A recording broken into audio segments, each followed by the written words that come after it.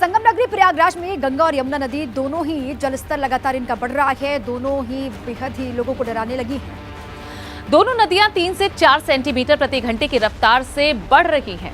नदियों के जलस्तर बढ़ने की वजह से संगम जाने वाले तमाम इलाके बाढ़ के पानी में डूब गए हैं, तो अंतिम संस्कार सड़क पर ही किया जा रहा है।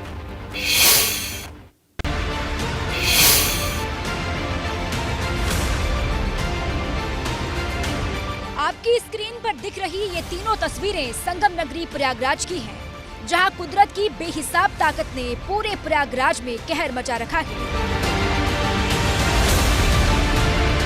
गंगा और यमुना में आई बाढ़ की वजह से जिले के अधिकतर शमशान घाट गहरे पानी में जलमग्न हो गए हैं। मजबूरीवश सड़क पर ही चिताएं सजाई जानी पड़ रही हैं और दाह संस्कार भी यही किया जा रहा है। हजारों लोग बाढ़ की वजह से प्रभावित हैं, लेकिन तमाम ऐसे लोग जो अब इस दुनिया में नहीं हैं, जिन्होंने इस दुनिया को अलविदा कह दिया है, उन पर भी बाढ़ का असर पड़ रहा है। जो शमशान घाट हैं वो बाढ़ के पानी में समा गए हैं, लिहाजा जो चिताएं हैं वो अब सड़कों पर सजानी पड़ रही हैं, सड़कों पर दाह संस्कार हो रहा है। तो दूसरी तरफ लहरों ने शहर को अपने आगोश में लेना शुरू कर दिया है, जिस वजह से लोगों को घरों से बाहर निकलने में दिक्कतों का सामना करना पड़ रहा है। आम जनजीवन पूरी तरह से अस्त व्यस्त हो गया है। जल भराव की वजह से लोगों के घरों और दुकानों के भीतर तक पानी घुस गया है, जिससे नगर निगम के नाले और नहर सफाई के दावों की पोल खुल गई है। इस वक्त हम मौजूद हैं प्रयागराज के दारागंज इलाके में। प्रयाग स्टेशन से दारागंज मोहल्ले जाने वाला ये रास्ता है, जहां आप देख सकते हैं कि ये सूखी सड़क है। ये पक्का रास्ता बना हुआ है, लेकिन अब ये रास्ता पूरी तरीके से बाढ़ के पानी में समा चुका है। सिर्फ खंभों को देखकर अंदाज़ा लगाया जा सकता है कि यहाँ पर पक्की चौड़ी सड़क थी। कुछ दिन पहले तक यहाँ पर वाहन तेज़ी से फर्राटा भरते थे, लेकिन आज आप देख सकते हैं कि यहाँ पर नावें चल रही हैं। गंगा और यमुना नदी के जलस्तर में बृहस्पतिवार शाम से तेज बढ़ोतरी दर्ज की गई, जो शुक्रवार दिन में भी जारी रही। शाम को इसमें कमी आई, लेकिन खतरा बना हुआ है और आज भी गंगा और यमुना दोनों ही नदियों का जलस्तर 3 से 4 सेंटीमीटर प्रति घंटे की रफ्तार से बढ़ रही है। पानी तो बढ़ रही है सर, और हम लोग इसलिए लगे हैं कि सभी नाव और अपने और यात्रियों को उनको ध्यान देना है मुझे, और सबको सुरक्षा ही करना है। लगातार बढ़ते जलस्तर पर सरकारी अमला अपनी नजर बनाए हुए है। जल विहीन इलाकों की कमिश्नर और डीएम के साथ तमाम दूसरे अधिकारी लगातार मॉनिटरिंग कर रहे हैं। हम काफ़ी एहतियात बरत रहे हैं। हमने 12 बाढ़ शरणालय तैयार करा लिए, जिनकी विज़िट करके वहाँ की जो आवश्यक सुविधाएं हैं उन सारों को चेक करा लिया है। और इसके अलावा जितने हमारे डिपार्टमेंट्स हैं, चाहे हमारा स्वास्थ्य विभाग हो, चाहे विद्युत विभाग हो, चाहे सिंचाई विभाग हो, नगर निगम हो और जल कल विभाग हो, सबको आवश्यक निर्देश हम लोगों ने दे दिए हैं। हम पूरे तरीके से तैयार हैं, हमारे पास पर्याप्त नावें हैं। ऐसा नहीं है कि प्रयागराज में सैलाब की ऐसी तस्वीरें पहली बार देखी गई हो। हर साल मानसून में होने वाली बारिश की वजह से गंगा और यमुना उफान पर आती हैं और प्रयागराज में लगभग ऐसे ही हालात बन जाते हैं। बावजूद इसके बाढ़ से निपटने का कोई ठोस हल कहीं नजर नहीं आता।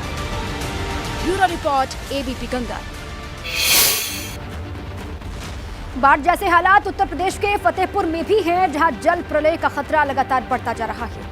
फतेहपुर में सैलाब सड़क पर आ गया है। पुल और बाढ़ के पानी में कोई फर्क नहीं दिख रहा है।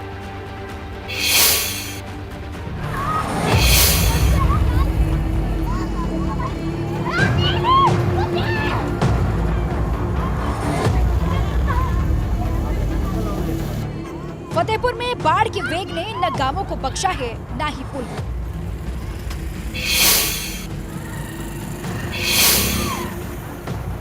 यमुना नदी की हिलोरें मारती लहरें तबाही की तस्दीक कर रही हैं।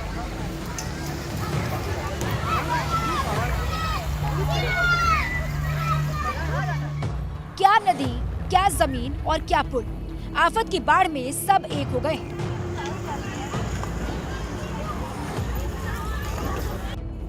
फतेहपुर में आई बाढ़ की वजह से सैलाब सड़कों पर उमड़ आया। पल भर में पूरा इलाका पानी पानी हो गया। शोर करती लहरें जब आगे बढ़ी तो किसी का कोई वजूद नहीं रहा, मानो सब कुछ लहरें समेट लेना चाहती हूँ। जिसका पहला शिकार बनी दरियापुर गांव से कोटगांव जाने वाली ये पुल, जहां स्कूली बच्चे लहरों के शोर को चीरकर आगे बढ़ने की कोशिश कर रहे हैं।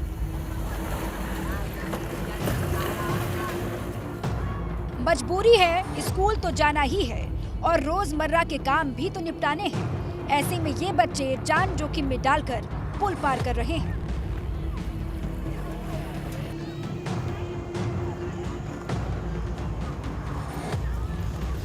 पुल पार करने में अगर जरा सी भी चूक हुई तो क्या साइकिल, क्या गाड़ी, सब के सब नदी में समा जाएंगे।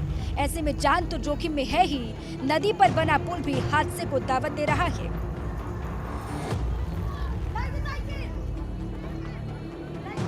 हर बार हमको यही दिक्कत झेलनी पड़ती है। साल में हर बार यही बाढ़ आती है और सरकार ये पुल नहीं बनवाती, हमको तैर कर जाना पड़ता है। फतेहपुर का ये पुल सिर्फ एक पुल ही नहीं है, फतेहपुर के कई गांवों के लिए मुख्य संपर्क मार्ग और लाइफलाइन है। जमाने से हम देखते हुए आ रहे हैं और सरकार भी नहीं ध्यान दे रही। जब भी बारिश आती है हमारे ये नदी में बहुत ज़्यादा बाढ़ लमसम 1 किलोमीटर की आती है, जिसमें नाव की भी सुविधाएं नहीं है। इसके बावजूद सैलाब के बीच जिंदगी की जंग जारी है। Bureau report, ABP Ganga.